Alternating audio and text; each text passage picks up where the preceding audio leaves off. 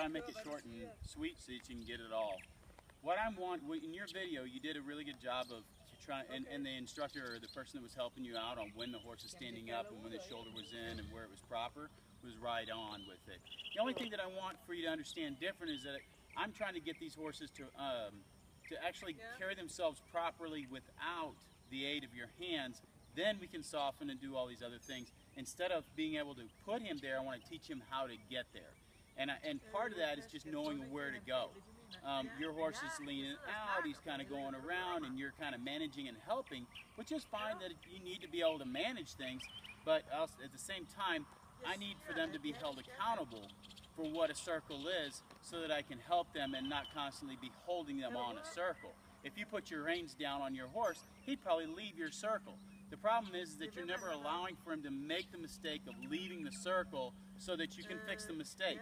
Your true problem or true issue with him is not that he can't lope straight and lope up within himself, it's that you're required to do it for him. He's not being held accountable for understanding how to hold his body just because he knows where he's going. If he's going where you want him to go, you can put him on a loose rein. He should be able to balance his body on his own. We still want to be able to manage his body, and I want to emphasize that. We still need to be able to have all the parts to be able to put that together, but he should know where he's going so that you're not having to manage holding him on or off the circle while you're trying to get him to straighten his body up. So we eliminate something in the process. This is a 2-year-old. He's had about 6 months of riding on him. I'm just now putting him into a shanked bit.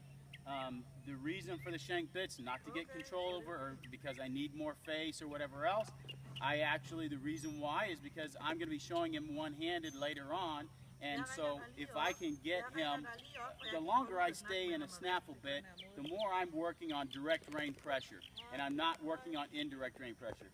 I need certain amount of direct rein pressure, but at a certain point, there's a part where we hit that becomes a diminishing means. I get past a certain amount and I'm doing more that I'm going to have to train out than necessarily need to have.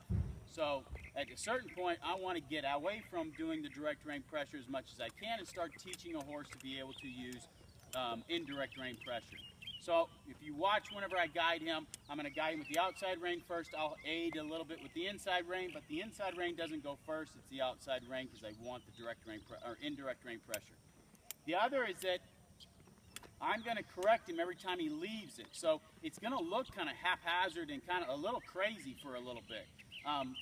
And that's fine, but there's a method to the madness. You're going to see that once he understands where he's supposed to go, then he's going to drop his head and carry himself, and I can throw him out on a loose rein. He's going to be just fine. So I'm going to do it on a small, slow circle. We talked about doing it on a big circle, but the big circle is a lot of redirecting through a big deal. The small, slow circle, you want to redirect your horse.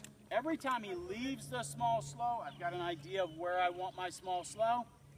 Once he leaves it, I redirect him through the center, and I drop my hands and I say, find it. And so I'm working on saying, no, don't go there, no, no, no, no, where he has to find the desire to find out what it is that I want. I want him on his circle. When he stays on his circle, I'm going to leave him alone. So it's the same thing that the horse learns from the release of pressure, right? So I create pressure and I guide whenever he's doing it incorrectly, whenever he's going through that circle where I want him to be, and the desired place of where he should be, I drop and let go of pressure. I'm going to continue to rock my legs. I'm not going to try and hold and manage. It's the big thing here. I'm not going to try and hold and manage him. I'm going to allow for him to find it, okay? So I may have to stop this and start again just based on how much time.